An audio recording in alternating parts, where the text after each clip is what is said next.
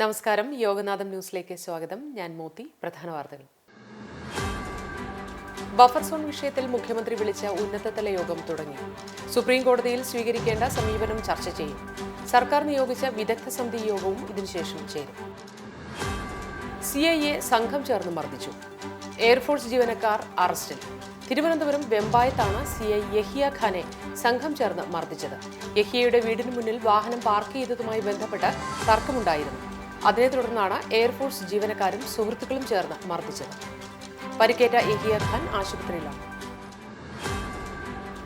കണ്ണൂർ അന്താരാഷ്ട്ര വിമാനത്താവളത്തിൽ വൻ സ്വർണ്ണവേട്ട. ഷാർജയിൽ നിന്നുള്ള വിമാനത്തിൽ കണ്ണൂരിലെത്തിയ 2 യാത്രക്കാരിൽ നിന്നായി 50 ലക്ഷത്തോളം രൂപ വില വരുന്ന സ്വർണ്ണമാണ് കസ്റ്റംസ് വിഭാഗം പിടികൂടിയത്.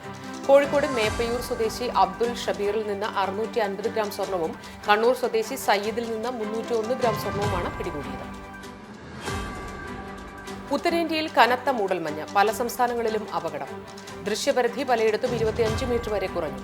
ശൈത്യം കൂടുന്നതിനാൽ മൂടൽമഞ്ഞുള്ളതുകൊണ്ട് ഇന്നും നാളെയും പഞ്ചാബ്, ഹരിയാന, ദില്ലി, പടിഞ്ഞാറൻ ഉത്തർപ്രദേശ് എന്നിവിടങ്ങളിൽ റെഡ് അലർട്ട് പ്രഖ്യാപിച്ചു. കൊടിതോരണം കഴുത്തിൽ കുരുങ്ങി സ്കൂട്ടർ യാത്രികയ്ക്ക് പരിക്ക്. കൊച്ചേരി സ്വദേശിനി കുക്കു ദേവകിക്കാണ് പരിക്ക് പറ്റിയത്. കിസാൻ ദേശീയ സമ്മേളനത്തിന്റെ കൊടിതോരണമാണ് കുരുങ്ങിയത്.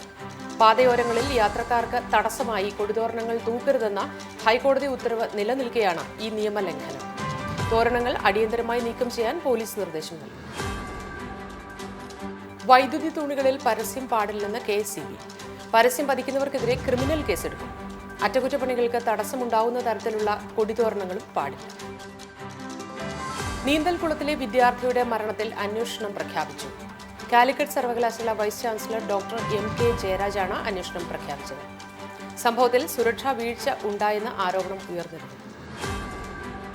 ആയുർവേദ കോളേജ് ബിരുദദാനത്തിൽ റിപ്പോർട്ട് തേടി ആരോഗ്യമന്ത്രി. BAMS പരീക്ഷ പാസ്സാവാത്ത വിദ്യാർത്ഥികൾക്ക് ബിരുദദാനം നടത്തിയ സംഭവത്തിലാണ് മന്ത്രി വീണ ജോർജ് ആയുർവേദ മെഡിക്കൽ വിദ്യാഭ്യാസ വകുപ്പ് ഡയറക്ടറോട് റിപ്പോർട്ട് ആവശ്യപ്പെട്ടത്. ഹൌസ് സർജൻസ് അസോസിയേഷന്റെ നേതൃത്വത്തിലാണ് കഴിഞ്ഞ ദിവസം കോളേജിൽ ബിരുദദാന ചടങ്ങ് സംഘടിപ്പിച്ചത്. റെക്കോർഡ് മദ്യവിൽപ്പന. ലോകകപ്പ് ഫൈനൽ ദിവസം സംസ്ഥാനത്ത് വിറ്റത് 50 കോടിയുടെ മദ്യം. ഓണം, ക്രിസ്മസ്, ഡിസംബർ 31 ദിവസങ്ങളിലാണ് സാധാരണ റെക്കോർഡ് മദ്യവിൽപ്പന നടക്കുന്നത്. എന്നാൽ പുറത്തുവന്ന കണക്ക് പ്രകാരം 20 കോടിയുടെ അധിക മദ്യവിൽപ്പന ലോകകപ്പ് ഫൈനൽ ദിവസം നടന്നു. വിമാന ടിക്കറ്റ് നിരക്ക് വർധന. മലയാളികൾ പ്രതിസന്ധിയിൽ. UAEയിലെയും മുംബൈയിലെയും മലയാളികളാണ് വിമാന ടിക്കറ്റ് നിരക്ക് വർധനവിനെ തുടർന്ന് ക്രിസ്മസിന് നാട്ടിലെത്താൻ കഴിയാതെ വിഷമിക്കുന്നത്. മുംബൈയിൽ നിന്ന് കേരളത്തിലേക്ക് പ്രത്യേക ട്രെയിൻ സർവീസ് ഇല്ലാത്തതിനാൽ ഇവർക്ക് വിമാനയാത്രയെ ആശ്രയിക്കേണ്ടി വരും.